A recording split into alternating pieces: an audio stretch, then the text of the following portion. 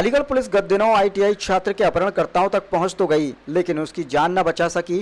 Police के बताए अनुसार अपहृत छात्र की छोटी बहन से उसके एक दोस्त का प्रेम प्रसंग चल रहा था, जिसमें वह बाधा बनने लगा था। इसी के चलते उसके दोस्त ने अपहरण कर हत्या का मास्टर प्लान रचा और उसके घर से शराब पार्टी के नाम पर बुलाकर गला दबाकर हत्या कर दी थी और उसी के मोबाइल से उसकी बहन के फोन पर 20 लाख रुपए की फिरौती मांगी गई थी। मामले में पुलिस ने खुलासा करते हुए अपहृत छात्र का शव बरामद किया।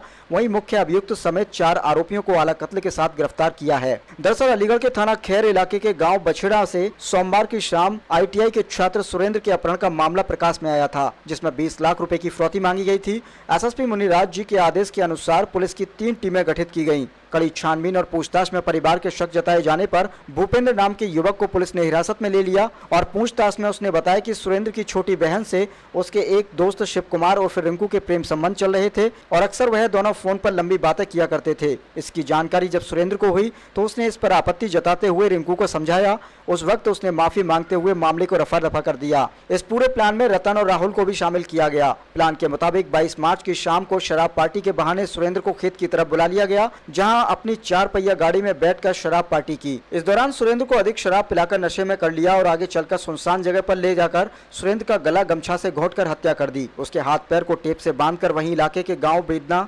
पहुंचकर गंगनहर के किनारे गड्ढे में दबा दिया।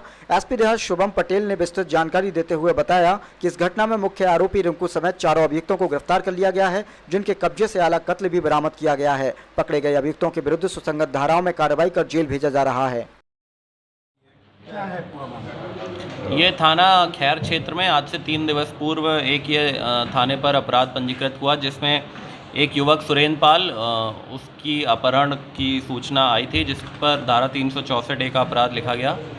और इसमें छानबीन के दौरान पुलिस को ये निकल कर आया कि उसी व्यक्ति जिसका अपहरण हुआ है, उसका एक परिवार का भाई तहेरा भाई भूपेंद्र, उसने ही ये पूरा प्लान बनाया था, जिसमें उसके अपहरण करके उसकी फिरौती की डिमांड की गई।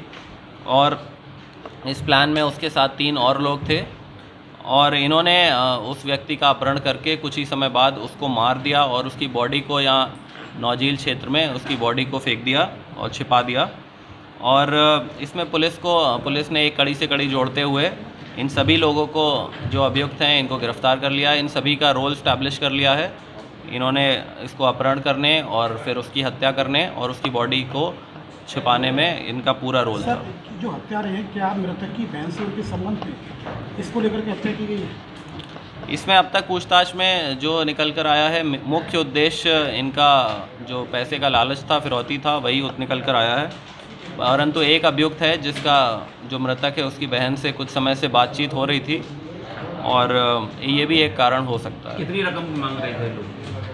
इन्होंने फिरौती के में 20 लाख रुपए की डिमांड की थी, परंतु इन्होंने पहले ही उसको मार दिया था और मारकर उसकी बॉडी को फेंक दिया था। उसके बाद पैसे की डिमांड की गई। हत्या कहाँ हुई और कैसे इन्होंने अंजाम दिया उसका?